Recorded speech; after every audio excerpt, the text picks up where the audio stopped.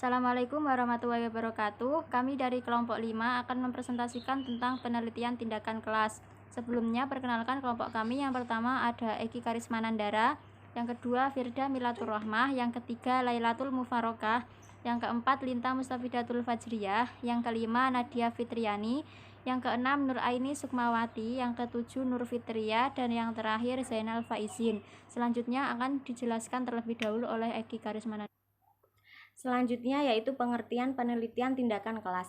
Penelitian tindakan kelas merupakan suatu pencermatan terhadap kegiatan belajar berupa tindakan yang sengaja dimunculkan dan terjadi dalam sebuah kelas secara bersama. Tindakan tersebut diberikan oleh guru atau dengan arahan dari guru yang dilakukan oleh siswa.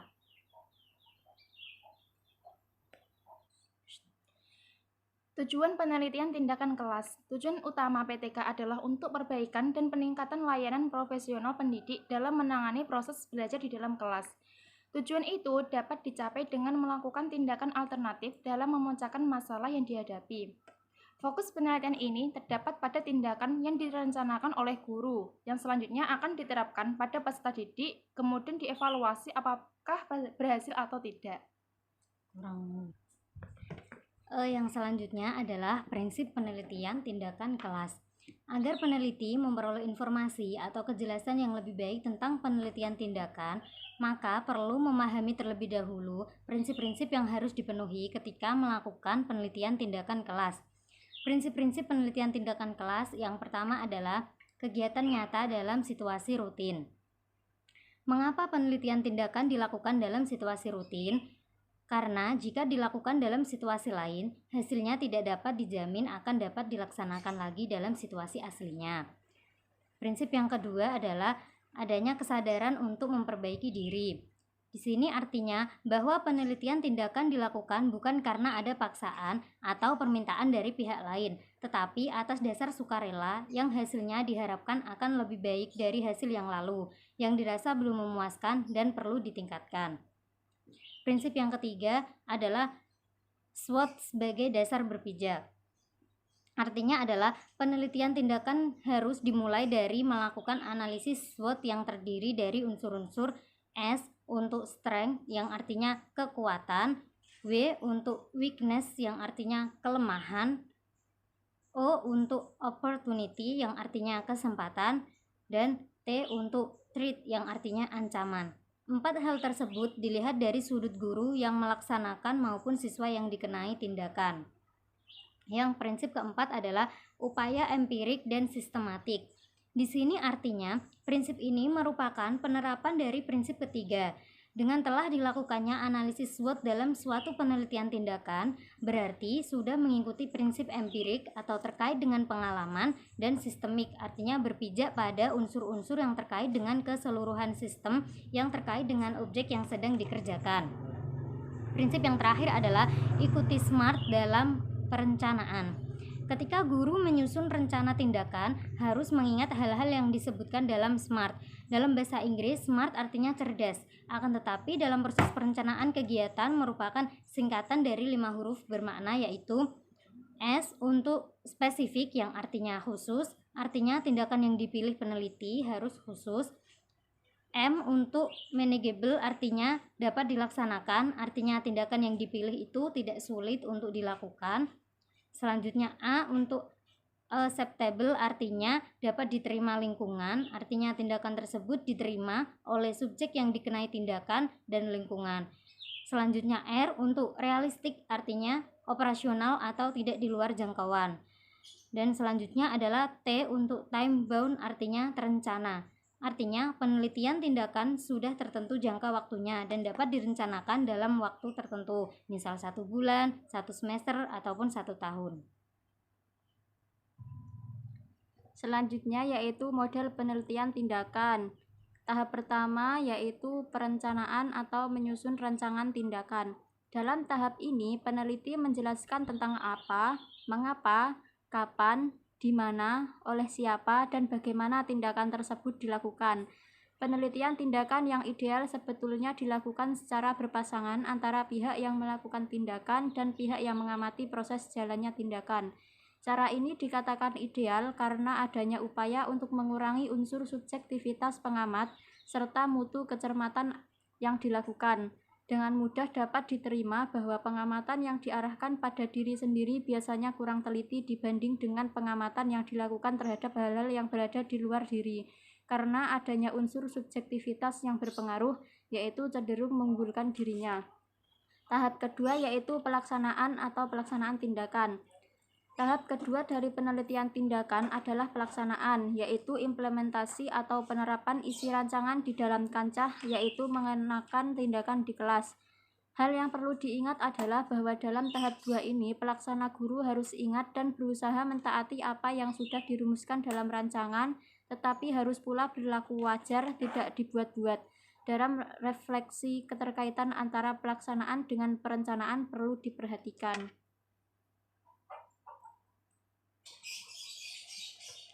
Tahap yang ketiga yaitu tahap pengamatan. Pada tahap ini kegiatan pengamatan akan dilakukan oleh pengamat. Sebenarnya kurang tepat jika pengamatan ini dipisahkan dengan pengamatan tindakan karena seharusnya pengamatan dilakukan pada waktu tindakan berlangsung. Dan yang terakhir yaitu tahap refleksi. Pada tahap ini merupakan kegiatan untuk mengemukakan kembali apa yang sudah dilakukan. Kegiatan refleksi ini lebih tepat dilakukan ketika pelaksana sudah selesai melakukan tindakan, kemudian berhadapan dengan peneliti untuk mendiskusikan implementasi rancangan tindakan.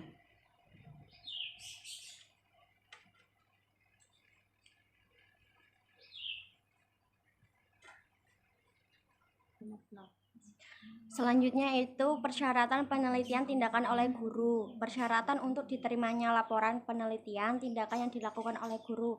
Yang satu, penelitian tindakan kelas harus tertuju atau mengenai hal-hal yang terjadi di dalam pembelajaran dan berguna untuk meningkatkan kualitas pembelajaran. Yang kedua, penelitian tindakan kelas oleh guru menuntut dilakukannya pencermatan secara terus-menerus, objektif, dan sistematis. Yang ketiga, penelitian tindakan harus dilakukan sekurang-kurangnya dalam 2 siklus tindakan yang berurutan.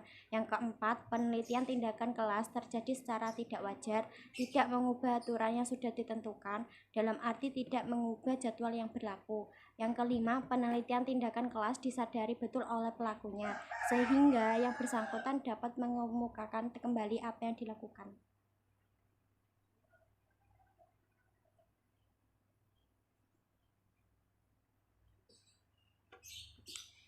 Yang selanjutnya yaitu ada sasaran atau objek penelitian tindakan kelas. Sesuai dengan prinsip bahwa ada tindakan dirancang sebelumnya, maka objek penelitian tindakan kelas harus merupakan sesuatu yang aktif dan dapat dikenai aktivitas, bukan objek yang sedang diam dan tanpa bergerak.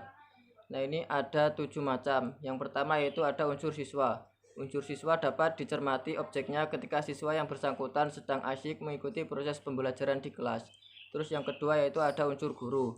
Dapat dicermati ketika yang bersangkutan sedang mengajar di kelas ataupun sedang membimbing siswa-siswa yang sedang berdharma wisata. Terus yang ketiga yaitu ada unsur materi pembelajaran. Unsur materi pembelajaran dapat dicermati urutan materi tersebut ketika disajikan kepada siswa, meliputi pengorganisasiannya, cara penyajiannya ataupun pengaturannya. Terus yang keempat yaitu ada unsur peralatan atau sarana pendidikan. Unsur peralatan atau sarana pendidikan meliputi peralatan baik yang dimiliki oleh siswa secara perorangan, peralatan yang disediakan oleh sekolah. Terus yang kelima yaitu ada unsur hasil pembelajaran. Unsur hasil pembelajaran yang ditinjau dari 3 ranah yang dijadikan titik tujuan yang harus dicapai melalui pembelajaran, baik susunan maupun tingkat pencapaian. Terus yang keenam yaitu ada unsur lingkungan.